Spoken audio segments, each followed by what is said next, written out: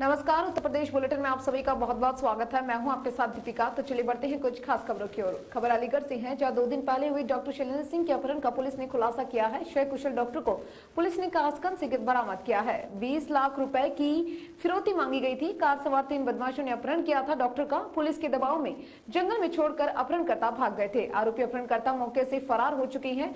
Police जांच पड़ताल में जुटी है। एसपी सिटी ने प्रेस कॉन्फ्रेंस की है। क्वारसी थाना इलाके के साई विहार के रहने वाले डॉक्टर क्वारसी क्षेत्र के रामघाट रोड इलाके में साई विहार कॉलोनी में रहने वाले होम्योपैथिक डॉक्टर शैलेंद्र का कस्बा इगलास से में क्लिनिक है। उनका 28 जनवरी की सुबह 9:45 पर घर से इगलास के लिए निकलने की कुछ देर बाद ही अपहरण हो गया था। कुछ देर बाद ही उनके फोन से उनकी पत्नी को फोन कर 20 लाख रुपए की फिरौती मांगी गई थी। बृहस्पतिवार और शुक्रवार तक चली खोज व जांच के बाद इतना तय हो गया था कि बदमाशों ने डॉक्टर को कासगंज के कटरी क्षेत्र में रखा है। स्थानीय पुलिस ने कासगंज पुलिस की मदद से वहां बदमाशों पर शिकंजा कसना शुरू कर दिया था। इस बीच शनिवार देर शाम बदमाशों ने उन्हें कटरी से बाहर लाकर छोड़ दिया था। एसपी सिटी कुलदीप सिंह गुनावत ने स्वीकारा है कि देर शाम डॉक्टर खुद ही बदमाशों के चंगुल से मुक्त होकर आ गए हैं और अपने परिवार को खबर दी है। इसके बाद डॉक्टर से पूछताछ की जा रही है और उनसे जो जानकारी मिल रही है उस आधार पर पुलिस टीम बदमाशों की खोज का प्रयास कर रही है। फिरौती की रकम सहित पत्नी को बुलाया था नोएडा। बदमाशों ने पहली कॉल अपहरण के ठीक कुछ देर बाद यानी सुबह 10:45 पर की थी। इसके बाद उन्होंने दूसरी कॉल उसी शाम करने के लिए कहा था, मगर पुलिस के हरकत में आने के कारण उन्होंने दूसरी कॉल नहीं की।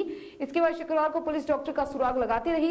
इसी बीच शनिवार को परिवार को फोन कर बदमाशों ने रकम लेकर नोएडा पर चौकी पर बुलाया था। वहां पुलिस की घेराबंदी पहले से थी, मगर उससे पहले ही डॉक्टर बंधन मुक्त होकर आ गए। एसपी सिटी ने जानकारी देते हुए बताया है कि आरोपियों की गिरफ्तारी के लिए टीम बना दी गई है और बहुत जल्द गिरफ्तारी की जाएगी। डॉक्टर के घर लौटने के बाद परिजनों में खुशी का माहौल है। आपके पापा के फोन से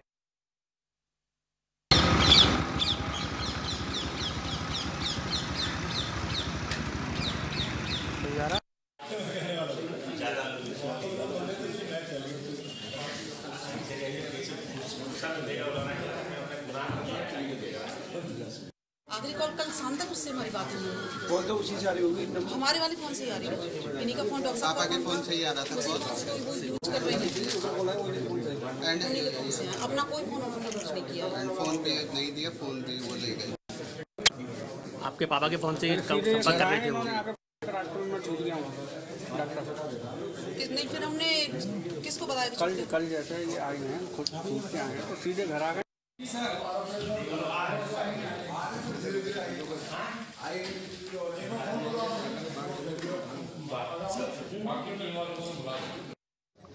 थोड़ा सा चलने के बाद में एक गाड़ी खड़ी हुई थी, उसमें एक बंदा निकला बाहर और उसने इनको धकेल के उसने अंदर कर दिया। उसके बाद इनका फ़ोन स्विच ऑफ हो गया और उसके करीब फ़ोन स्विच ऑफ होने के आधा घंटे बाद कॉल आती है बेटे के पास। फिर उसने कॉल नहीं उठाई थी, उसकी ऑनलाइन क्लास चल रही थी। तो फिर उसने हमसे बोला कि पापा की कॉल आ रही है, तो हमने इधर से अपनी तरफ से की।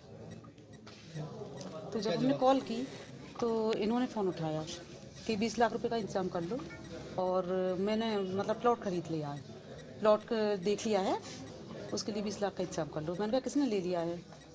तो बोले कि 20 लाख का इंतजाम कर लो। फिर उसने फ़ोन ले लिया उनके हाथ से। तो वही अपनी भाषा उनकी तो जो होती है गाली वगैरह देने की, उसी भाषा में अपनी में फिर बोलते हैं कि आप सामने इनको फ़ोन दे दिया, उसने बात करके जो भी कुछ कहा। डॉक्टर साहब से कहलवाते हैं उनसे कि 20 लाख रुपए का इंतजाम कर दो। आप 20 लाख रुपए लेके गई थी? जी नहीं, हम 20 लाख रुपए लेके नहीं गए। लिया था आपने? जी नहीं, हमने उनको कोई पैसा नहीं दिया। पुलिस के कितना सहयोग रहा है? पुलिस का काफ़ी सहयोग रहा है और उन्हीं के सहयोग की वजह से आज हमारा परिवार सकुशल है। क्या नाम है? मेरा नाम मीनू चौधरी है और बेटा मेरा है प्रकुल चौधरी। कर रही है, हम भी वेट कर रहे हैं कि who is behind the scene and we'll see after their investigation, but yes, they have supported a lot and thanks to everyone. कुछ पता चला कौन लोग थे वो? कुछ जानकारी? No, the police will investigate and they will let us know how the things. किस तरह का पूरा मामला रहा था? क्या कौन आया था, क्या हुआ था, ये बताइए। घर में किस तरह? मैं तो घर पे था नहीं, मैं बाहर था। लीड फिट सब आ रही है। मैं बाहर जॉब करता हूँ, तो जैसे ही मेरे को खबर मिली मैं आया यहाँ पे। मैं 28 की सुबह पहुँचा, तो 29 की सुबह पहुँचा। I was in Himachal because plant vacations की वजह से। And yes, police has done absolutely great job and thanks to them. गए तो घर पे ही है, सीधे घर पे ही गए। जैसे उन्होंने छोड़ा है उसके बाद ये अपना बस पकड़ के अलीगढ़ आए। तो इन्होंने फोन नहीं किया रास्ते में? नहीं, फोन तो इनके पास था ही नहीं। मैं कहीं पीसीओ से किसी की हेल्प लेके ऐसा नहीं, कुछ नहीं, फोन था ही नहीं पास में। क्या बजे करीब तकरीबन पहुंचे थे घर पर वो? और वो हमें लगता है कि पुलिस विभाग के डर से ही कुछ ये पता चला हो कितने लोग थे, बदमाश संख्या कितनी थी? नहीं, ये तो इनका पार्ट है, दे विल इन्वेस्टिगेट। मतलब वहाँ रखे होंगे तो कुछ तो देखा होगा ना कि 3 लोग थे, 4 लोग तो बताया हो घर पर आकर उन्होंने? इनकी तो आंखें जाते नहीं, आँख पैर हाथ हर वक्त बांध के रखते थे। और खाना इन्होंने खाया नहीं, क्योंकि ऐसे माहौल में नहीं खाया जाता है। रूम के अंदर ही इन्होंने जो भी अपना यूरिनेशन टॉयलेट वगैरह है वो रूम के अंदर ही था। There was no toilet. And लोगों का जो है अनुमान जो है हो सकता है काफ़ी लोग हों, बट उनको एज ए काउंटिंग तो वी कैन नॉट से हाउ मेनी पीपल। जैसे आपकी बात हुई आपके पापा से आने के बाद, उन्होंने कुछ बताया इस बारे में? वो उनकी जितने भी उनसे जो मिलते थे 2-3 दिन के दौरान, वो लोग बदल के मिलते थे, तो उनकी नज़र के हिसाब से 20-25 लोग होंगे। फिलहाल वापसी सकुशल हुई है या फिर उनको कोई हानि भी पहुंचाई गई है? There is no physical harm, but yes they tortured him badly and it will take time to take out from the mental depression.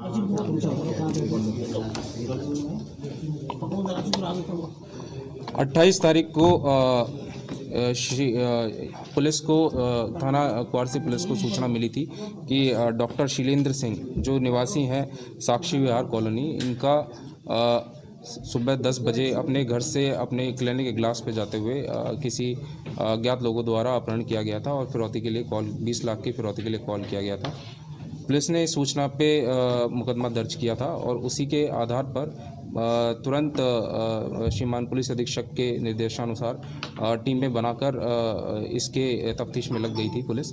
और इस पे पुलिस ने अपने सर्विलांस और दूसरा मुखबिरी का इस्तेमाल करते हुए जो संभावित स्थान है वहाँ पे अपनी टीम भेजी और वहाँ पे निरंतर दबिश दी, जिसके परिणाम स्वरूप पुलिस के ये निरंतर दबाव के और निरंतर कार्रवाई की वजह से दबाव में आकर अपराधियों द्वारा 30 तारीख को डॉक्टर शीलेंद्र को सकुशल वहाँ से अपने जो कस्टडी से छोड़ दिया गया और वो सकुशल अपने घर पहुँच चुके हैं। और इसमें इनके द्वारा जो फिरौती मांगी गई थी तो किसी प्रकार की कोई फिरौती इसमें नहीं दी गई। और अभी पुलिस फ़िलहाल जो ये सुरक्षित पहुंच गए हैं, इसके बाद आगे की कार्रवाई अभी पुलिस कर रही है और जो सस्पेक्ट हैं उनके खिलाफ बहुत सारी चीज़ें जो हैं हमारे पास अभी सूचना है और उसी पे कार्रवाई करते हुए उनकी शीघ्र हम गिरफ्तारी करेंगे और मामले का विधिक जो है निस्तारण किया जाएगा और अपराधियों की शीघ्र गिरफ्तारी करते हुए इसका पटाक्षेप किया जाएगा। फिरौती की रकम क्या थी और सकुशल बरामदगी की वजह क्या है? फिरौती की रकम जो फ़ोन पे इन्होंने बात की थी तो 20 लाख की डिमांड की गई थी और पुलिस का निरंतर जो दबाव रहा और परिवार से निरंतर पुलिस संपर्क में रही और पुलिस ने इसमें अपना रोल किया, जिसकी वजह से 2-3 दिन तक पुलिस जो संभावित स्थान था वहाँ पे थी, उसके दबाव में आकर इन्होंने उसको रिलीज़ किया बिना। सरसोल सैटेलाइट बस अड्डे पर खड़ी राजस्थान रोडवेज बस में लगी भीषण आग। सूचना पर पहुंची दमकल की गाड़ियों ने बड़ी ही मुश्किल से आग पर काबू पाया। इलाके में मची आग से काफी सनसनी मच गई है, लोगों की भीड़ इकट्ठा हो गई। आग लगने के कारणों का अभी तक पता नहीं चल पाया है। बन्ना देवी थाना क्षेत्र के 700 बस स्टैंड का ये पूरा मामला है।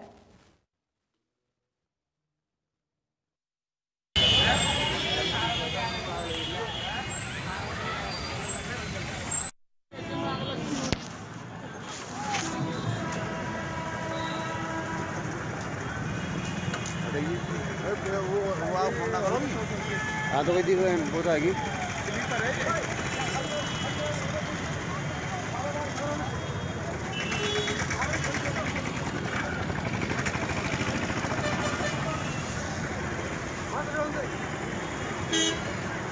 आने वाले हैं।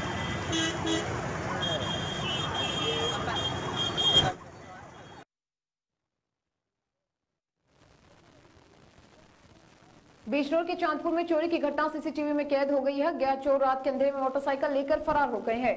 पीड़िता ने कोतवाल चांदपुर में तहरीर देकर अज्ञात चोर को पकड़ने की मांग की है। दरअसल ये पूरा मामला बिजनौर के चांदपुर थाना क्षेत्र का है, जहां के निवासी रईस अहमद पुत्र मोहम्मद कासिम मोहल्ला पातियापाड़ा निवासी ने बताया कि 25 जनवरी की रात को वह अपने मोटरसाइकिल अपने घर के बाहर खड़ी कर भूल गया था। सुबह जब वह उठा तो घर के बाहर से उसकी मोटरसाइकिल संख्या UP 20AH3491 गायब मिली।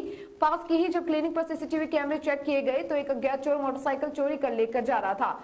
पीड़ित रईस ने थाना कोतवाली चांदपुर में तहरीर देकर अज्ञात चोरों को पकड़ने की मांग की। आपको बता दें कि इसी मोहल्ले में बीते दिन में एक सैलून की दुकान से इन्वर्ट बैटरा चुराने और दुकान का ताला तोड़कर अज्ञात चोर चोरी की घटना करके दुकान मालिक शहजाद ने भी पुलिस में तहरीर देकर चोर को पकड़ने की मांग की है।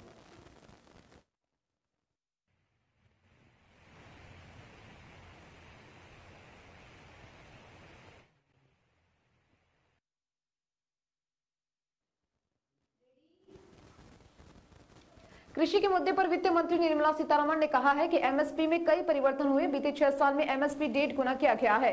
वित्त मंत्री जब ये कह रही थी तब संसद में कृषि कानून वापस लेने के नारे लगे। 2013-14 में गेहूं पर सरकार ने 33,000 करोड़ रुपए खर्च किए। 2019 में हमने 63,000 करोड़ रुपए की खरीदारी की, जो बढ़कर लगभग 75,000 करोड़ रुपए हो गई है। वित्त मंत्री ने हम अगले 3 वर्षों में 100 और अधिक जिलों को सिटी गैस डिस्ट्रीब्यूशन नेटवर्क से जोड़ देंगे। जम्मू कश्मीर संघ राज्य क्षेत्र में गैस पाइपलाइन परियोजना शुरू की जाएगी। एक स्वतंत्र गैस ट्रांसपोर्ट सिस्टम ऑपरेटर का गठन किया गया। 15,000 आदर्श स्कूल खोले जाएंगे। इसके साथ ही सेंट्रल यूनिवर्सिटी खोली जाएंगी। इंजीनियरिंग डिप्लोमा पर ज्यादा और जोर रहेगा। देश भर में 100 नए सैनिक स्कूल खोले जाएंगे। इसके साथ ही आदिवासी इलाकों में 750 एकलव्य स्कूल खोले जाएंगे। वित्त मंत्री ने रविंद्रनाथ टैगोर की बात में faith is the bird that feels the light when the down is still dark को याद किया। कहा कि इस लाइन से ये क्षण एक नए युग की ओर सुबह होती है, जहां भारत भरोसा और आशा की भूमि बनने के लिए तैयार है। वित्त मंत्री निर्मला सीतारमण ने दोहराया कि किसानों की आय दुगना करने की बात हंगामा होने पर बोली कि मोदी सरकार ने एमएसपी 1.5 गुना किया गया। चुनावी राज्यों के लिए वित्त मंत्री ने खोला खजाना। बंगाल, तमिलनाडु, केरल और असम को मिले 2.27 लाख करोड़। यूरोप और जापान से और अधिक जहाजों को भारत लाने के लिए प्रयास किए जाएंगे। रिसाइकलिंग कैपेसिटी जो लगभग 4.5 मिलियन लाइट डिस्प्लेसमेंट टन है, उसे 2024 तक 2 गुना किया जाएगा। इससे हमारे युवाओं के लिए 1.5 लाख अधिकारी और अधिक नौकरियां पैदा करने को अनुमान है। वित्त मंत्री प्रवासी मजदूरों के लिए बनेगा पोर्टल। एक देश एक राशन योजना की शुरुआत। आगामी जनगणना देश में पहली बार डिजिटल जनगणना होगी। इसके लिए 3,768 करोड़ रुपए आवंटित हुए हैं।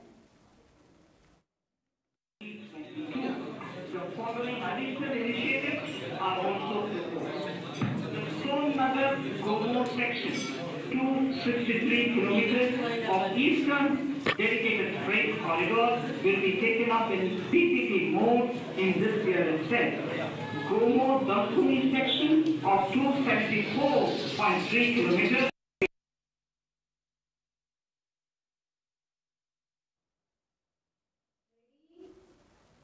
लखनऊ बजट पर सपा MLC सुनील सिंह साजन का बयान। मोदी सरकार के इस बजट ने एक बार फिर से देश को निराश किया। बजट से महिलाएं, किसान, नौजवान, गरीब, छोटा व्यापारी, मझोल व्यापारी, मध्यम वर्गीय परिवार निराश हुआ। देश के किसानों और कृषि के लिए बजट में कुछ खास नहीं। नौजवानों को भी इस बजट में नहीं छुआ गया है।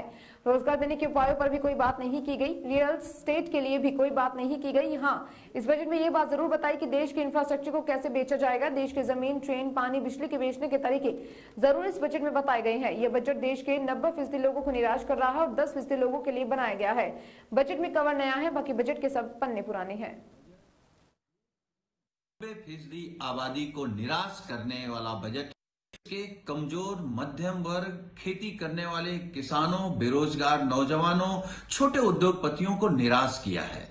इस बजट में देश की अर्थव्यवस्था कैसे ठीक होगी, कोई रास्ता नहीं। कृषि पर क्या काम करेंगे, कोई रास्ता नहीं है। रोजगार कैसे देंगे, रियल एस्टेट को दोबारा कैसे स्थापित करेंगे, इस पर कोई फोकस नहीं किया गया है। हाँ, देश में बची कुछ चीजें, बिजली, सड़क, एयरपोर्ट कैसे बेच सकते हैं, बेचने का जरूर प्रस्ताव है। ये बजट देश की 90% आबादी को निराश करने वाला बजट है। केवल 10% लोगों के लिए काम किया गया है बजट में। इससे खराब कोई बजट नहीं हो सकता। पुराने बजट की तरह